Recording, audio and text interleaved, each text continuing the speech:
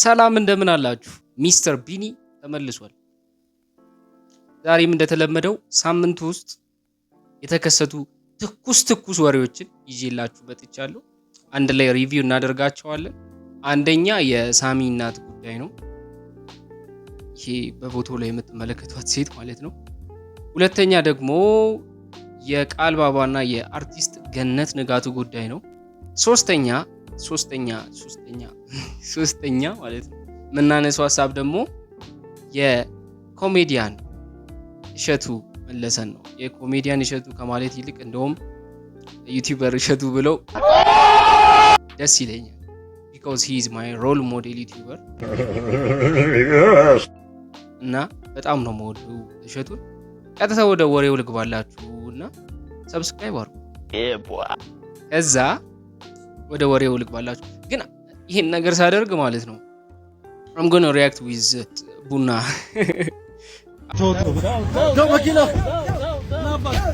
አዎ ቡና ያስፈልጋል ጋይስ። ዝም ብዬ ለማንም አላወራ። እናንተም ሰብስክራይብ አድርጉ፣ ቡናችሁን ያዙ። ቴንክ ዩ።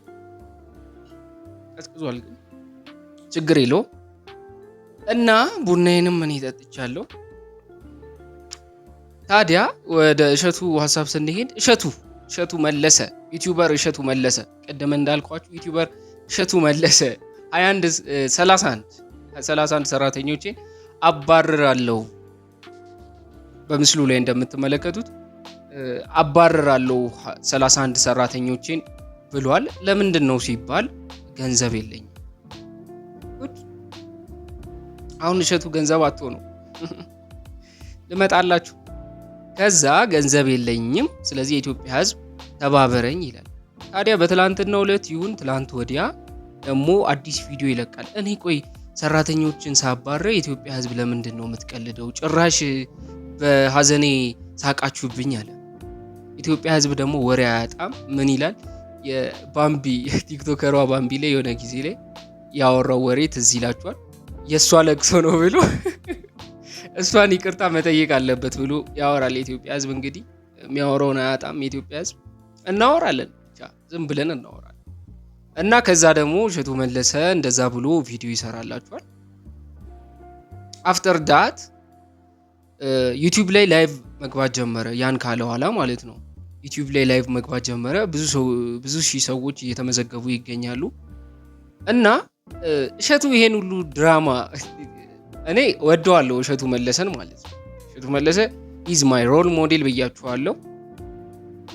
እና ትልቅ ዩቲዩበር ነው።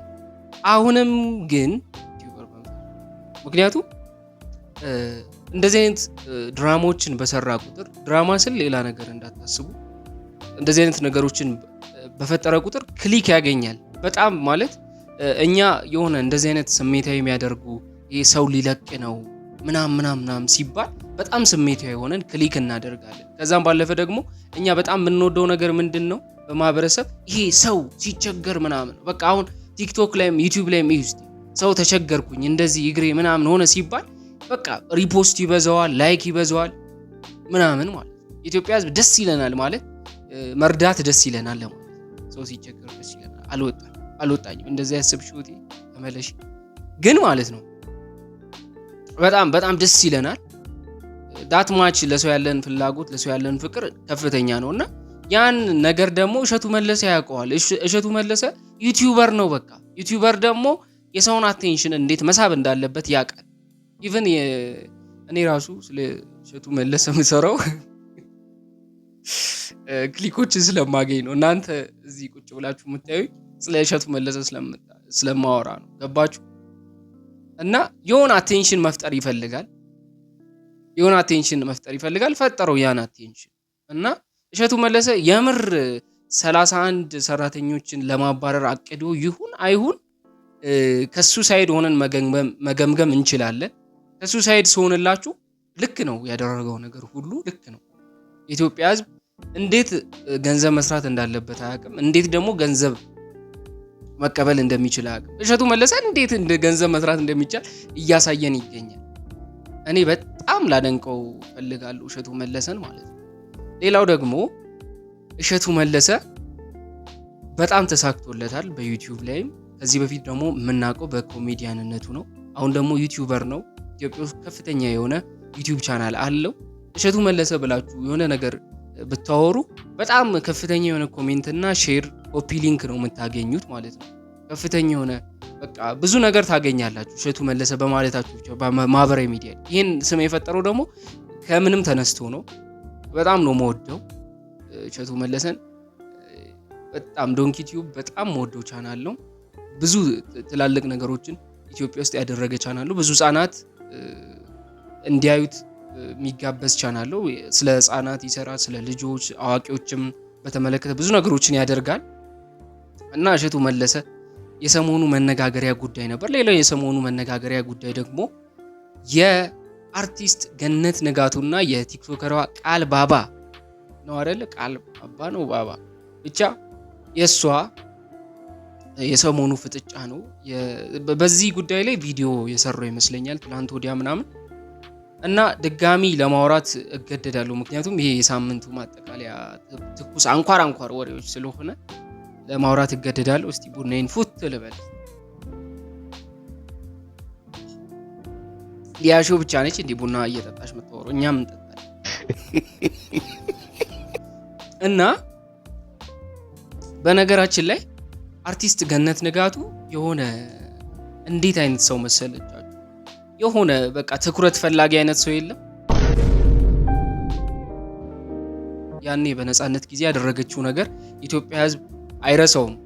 ማለት ጥቁር ልብስ ለብሳ ከዛ በኋላ ለጓደኞቹ እየደወለች ለኮሜዲያን ደረጃ ኃይሌ ትዝ ይለኛል። ለኮሜዲያን ደረጃ ኃይሌ ደውላ ላይቭ ገብታ ሰው በሀዘኑ እንዴት ይቀልላል? ለዛውም በጓደኛዋ ማለት እና ያን በጓደኛዋ ያደረገችውን ግፍ ለሌሎች ቲክቶከሮች ወይም ከሷ ለሚያንሱ ቲክቶከሮች ያን አታደርግም ብዬ አላስብም። ሜቢ እናንተም የቀጣዩ የሷ ተግባር አንድ አካል ልትሆኑ ትችላላችሁ እና አም ጀስት ጆኪንግ። ግን በጣም እሷ ራሱ የሆነ ዩቲዩበር ነች። እሷ ራሱ ኦ ማይ ጋድ ማን ዩቲዩበሮች ችግር አለብን እና ዩቲዩበር ነች እሷ ራሱ። ታዲያ ገነት ምን ታደርጋለች?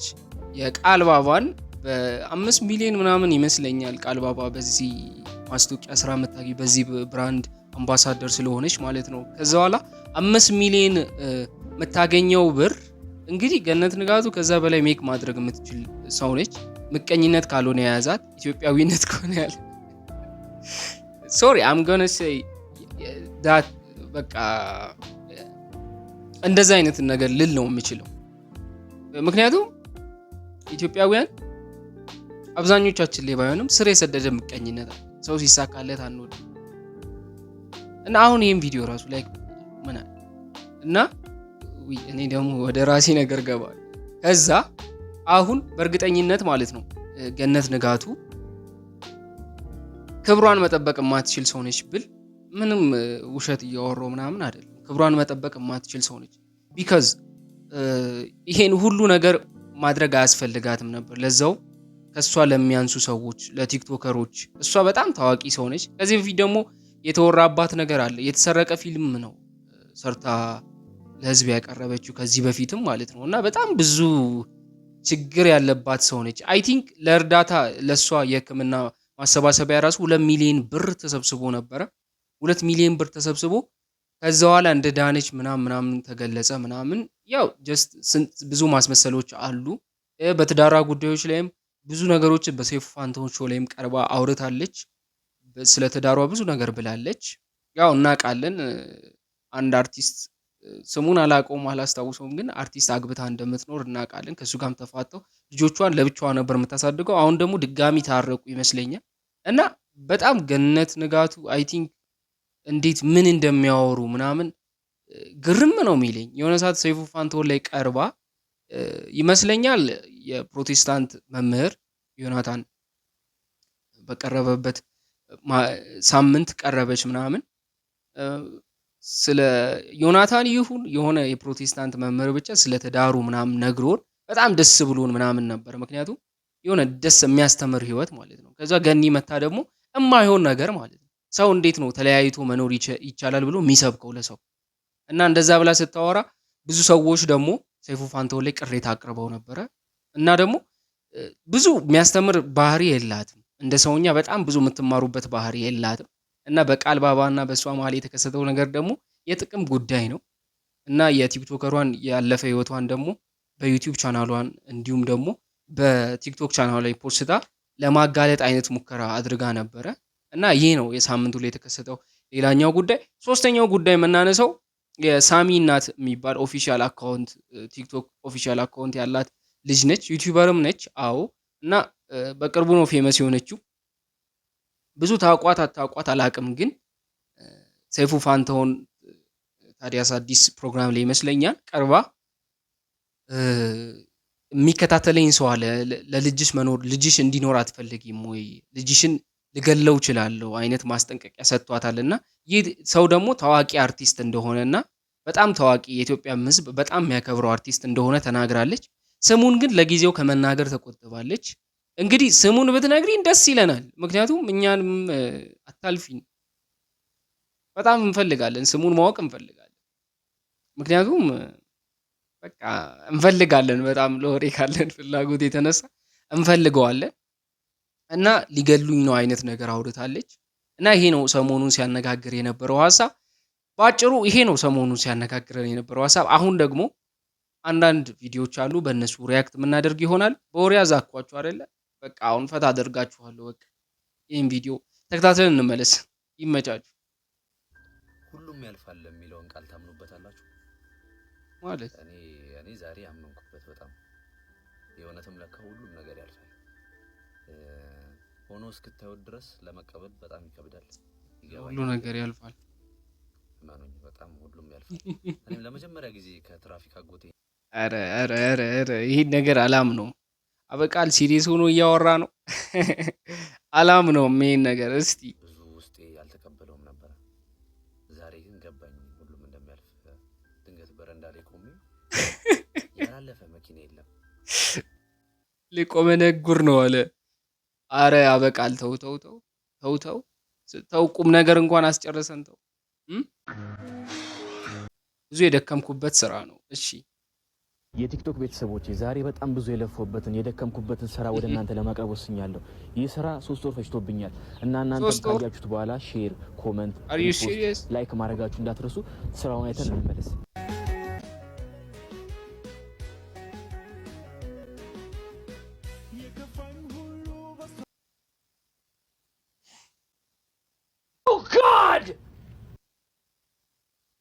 ምን ይባላል? አሁን ምን ይባላል? ቀልድ መሆኑ ነው። 3 ወር ብለህ ኧረ በጣም ዲስአፖይንትድ ነው የሆንኩት። አማቾች እጅ ላይ አይስጥ።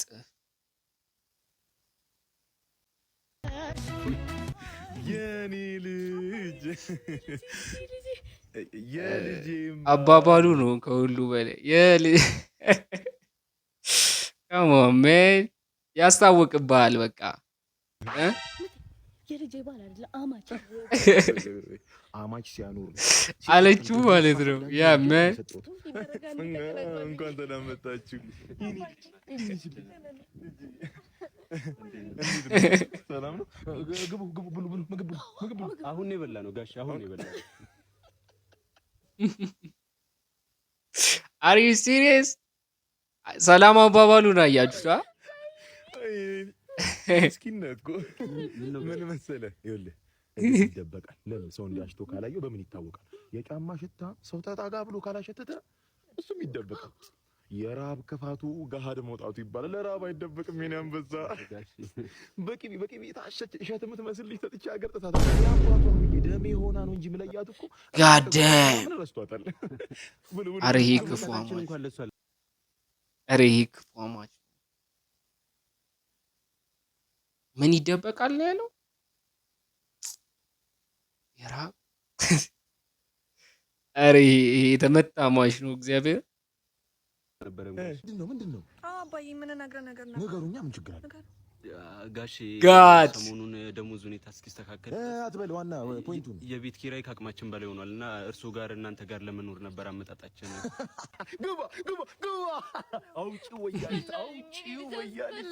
ምንድነው ጋር እናትሽን አስበላሻል። አሲዘን ነበር ቡም ጉድፈላ ማለት ነው መሰለሽ። እኔ ልጅ እናትሽ በ6 ወር ጊዜ ውስጥ ይመልሳታል አለች። እኔ ደግሞ ባንታ ምን ይለ አሲዘን ነበር በ3 ወር ጊዜ ውስጥ ይመልሳታል አልኩ። 3 ሰዓት ብቻ አርፍላ አስበልታኝ ነበር። በ15 የዛሬ 3 ወር ነበር። አረ እነዚህ የተመቱ አማጆች ናቸው። ወርካት ይዛት መጣ። ይኸውልሽ ለሚቀጥለው 4 ዓመት የምትከፍለው አንቺ ነሽ ተባብለናል። ምን ማለት ነው ጋሽ? እንዴት ብታስቡኝ ነው ጋሽ? እንዴት ብትገምቱኝ ነው? ትንሽ ጊዜ እኮ ነው። እንዴት ብትገምቱኝ ነው ጋሽ? እንዴት ብትገምቱኝ? ትንሽ ጊዜ እኮ ነው። እንዴት የኔ ልጅ ልክ ነህ። ግምት ነው ገምተን ነበር። አንተ ግን ተጨባጭ እውነት አደረግከው፣ ሀቅ አደረግከው። የኔ ነግቢ የኔ ልጅ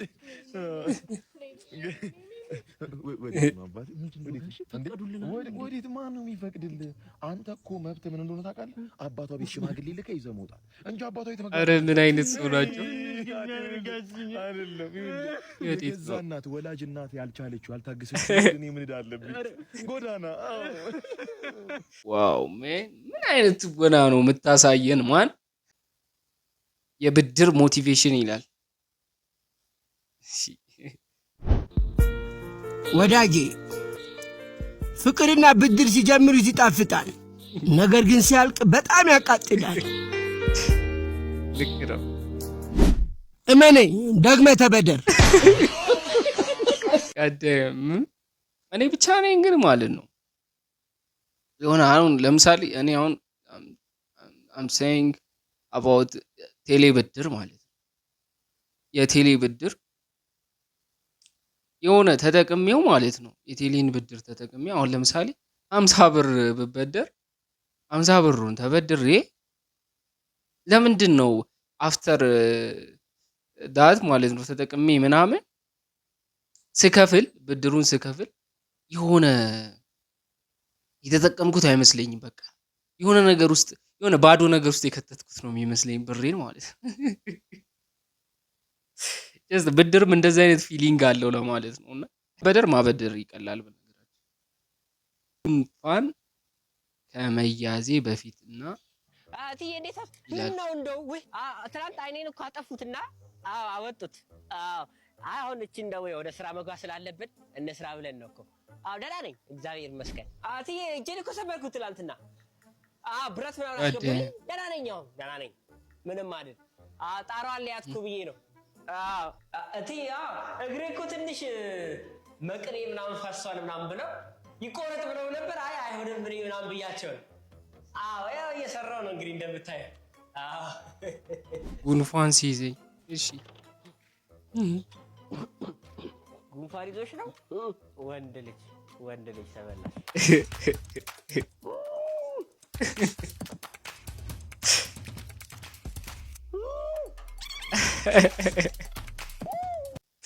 ምንም ማድረግ አትችልም ማለት ነው። በነገራችን ላይ ማለት ነው ምንም በሽታ የያዘ ጀስት እንደ ቪዲዮ በጣም ትክክለኛ ማስተማሪያ ነው። ምንም ነገር የያዘ ጉንፋን በሽታ ግን እንዳይዝ አቦ የትም ተወለድ ምንም ነገር የያዘ ግን ጉንፋን በሽታ ስፔሻሊ ወንድ ልጅ ሆነ ጉንፋን በሽታ እንዳይዝ። ምክንያቱም gonna be dangerous በቃ በጣም ከባድ ነው የሚሆነው። ጉንፋን በጣም ነው የሚከብደው። ምንም ነገር የያዘ ወንድ ልጅ ጉንፋን ከባድ። እስቲ ወይ በሉ ሴቶችም ሀሳብ ስጡ።